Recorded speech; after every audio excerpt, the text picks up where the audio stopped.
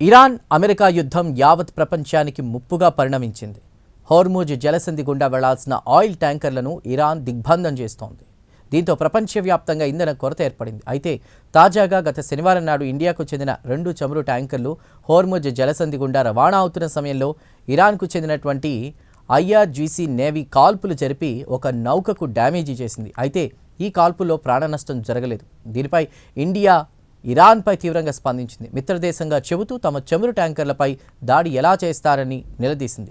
దీనికి తగిన మూల్యం చెల్లించుకోవాల్సి వస్తుందని హెచ్చరించింది. కాగా ఇరాన్ కూడా వెంటనే స్పందించింది. ఇరాన్ సుప్రీం లీడర్ ప్రతినిధి డాక్టర్ అబ్దుల్ మాజిద్ హకీం ఇలాహీ వివరణ ఇచ్చుకున్నారు. ఆ వివరాలు ఇప్పుడు చూద్దాం.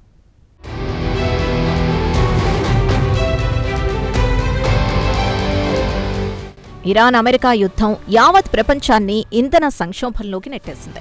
అయితే ఈ యుద్ధంలో ఇరాన్ హోర్ముజ్ జలసంధిని పావుగా వాడుకుని దిగ్బంధం చేస్తోంది. అక్కడి నుంచి ఒక్క సరుకు రవాణా నౌకను అనుమతించడం లేదు. దీంతో ప్రపంచవ్యాప్తంగా ఇంధన కొరత ఏర్పడింది. అయితే కాల్పుల విరమణ ఒప్పందంలో భాగంగా హోర్ముజ్ జలసంధిని తెరుస్తున్నట్లు ఇరాన్ ప్రకటించింది. ఇరాన్ విదేశాంగ మంత్రి అబ్బాస్ అర్గాచి అధికారికంగానే ప్రకటించారు. ట్రంప్ కూడా హోర్ముజ్ జలసంధిని తెరిచారని ప్రకటన ఇచ్చారు. అయితే ఇండియాకు చెందిన 2 ఆయిల్ ట్యాంకర్లు ఇరాక్ నుంచి ముడి చమురు తీసుకుని హోర్ముజ్ జలసంధి వద్దకు రాగానే ఇరాన్ నేవీ యుద్ధ నౌకలతో ముందుకు దూసుకొచ్చి కాల్పులు జరపడం మొదలుపెట్టింది. ఈ కాల్పుల్లో ఒక వాణిజ్య నౌక ధ్వంసం అయింది. ఇలాంటి ప్రాణ నష్టం జరగలేదు. వెంటనే వచ్చిన దారినే తిరిగి వెళ్లిపోయాయి ఇండియా వాణిజ్య నౌకలు.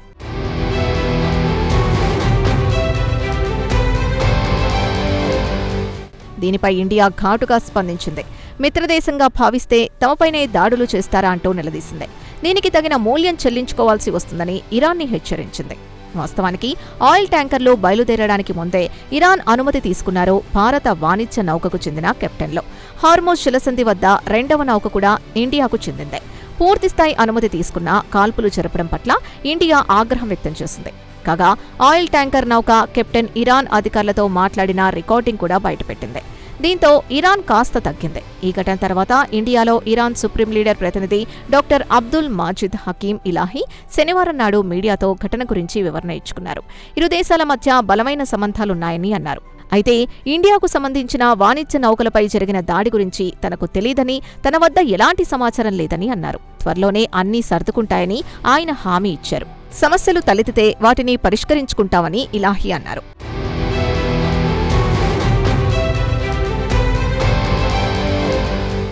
ఇండియాకు ఇరాన్కు మధ్య సంబంధాలు బలంగా ఉన్నాయన్నారు. తాము శాంతిని కోరుకుంటున్నామన్నారు. తాము ఈ యుద్ధాన్ని కోరుకోలేదన్నారు. తమ ఎదుటిపక్షం కూడా తమలాగానే ఆలోచించాలని కోరుకుంటున్నామన్నారు.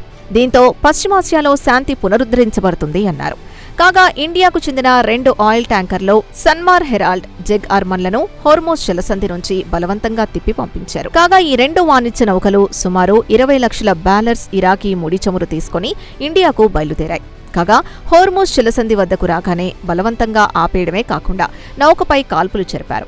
ఇక ఇరాన్ విదేశాంగ మంత్రి మాత్రం తమ మిత్రదేశాలకు హోర్ముజ్ జలసంధి గుండా వెళ్లడానికి అనుమతిస్తామని అన్నారు. అమెరికాకు మద్దతు తెలిపే దేశాల నౌకల్ని మాత్రం అడ్డుకుంటామని హెచ్చరించారు. ఇక ఇండియాకు చెందిన ఆయిల్ ట్యాంకర్లపై దాడులు చేయడంతో ఇరు దేశాల మధ్య తీవ్ర ఉద్రిక్తత పరిస్థితులు నెలకొన్నాయి.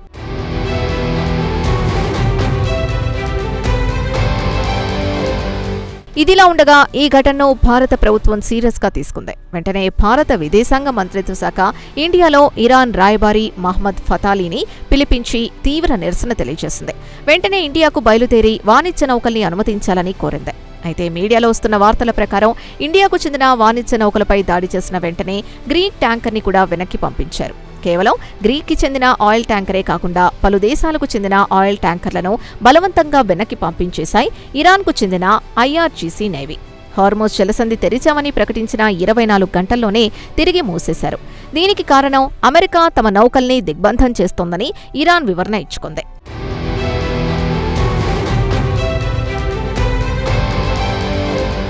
ఇక న్యూఢిల్లీలో ఇరాన్ సుప్రీం లీడర్ ప్రతినిధి డాక్టర్ అబ్దుల్ మాజిద్ హకీం స్పందిస్తూ భద్రతా కారణాల వల్ల హోర్ముజ్ జలసంధి మూసివేయాల్సి వచ్చిందని వివరణ ఇచ్చుకున్నారు. త్వరలోనే తిరిగి తెరుస్తామని హామీ ఇచ్చారు. న్యూఢిల్లీతో ఏర్పడిన మనస్పర్ధల్ని త్వరలోనే పరిష్కరించుకుంటామని ఆయన ఆశాభావం వ్యక్తం చేశారు. కాగా ఆయన శనివారం నాడు మీడియాతో మాట్లాడుతూ ఇరు దేశాల మధ్య తలెత్తిన ఉద్రిక్తతను చల్లార్చడానికి ప్రయత్నించారు. తనకు ఇండియా చమురు ట్యాంకర్లపై దాడుల గురించి పూర్తి సమాచారం లేదని చెప్పారు. ఇక ఇరాన్, ఇండియా మధ్య సంబంధాలు సుమారు 5,000 సంవత్సరాల పురాతన కాలం వాటివని, ఇరు దేశాల మధ్య బలమైన చరిత్ర ఉందన్నారు. ఇరాన్ శాంతిని కోరుకుంటోంది. త్వరలోనే పరిస్థితులు చక్కబడతాయని ఆయన భరోసాతో చెప్పారు. ఇరానియన్ ప్రజలు ఇండియాతో బాగా కనెక్ట్ అయ్యారని, ఇండియన్ సంస్కృతి, నాగరికత, ఇండియన్ తత్వశాస్త్రంతో బాగా కనెక్ట్ అయ్యారని ఇలాహీ వివరించారు.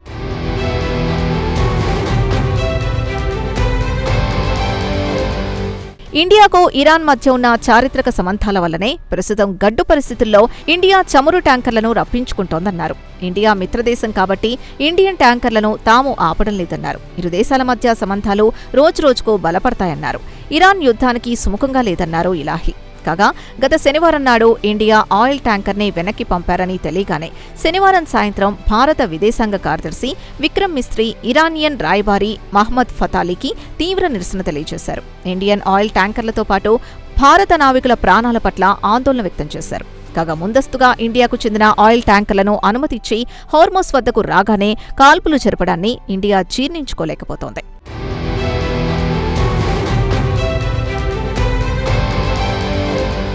గత వారం హార్మోస్ వద్ద తీవ్రమైన ఉద్రిక్తత నెలకొంది.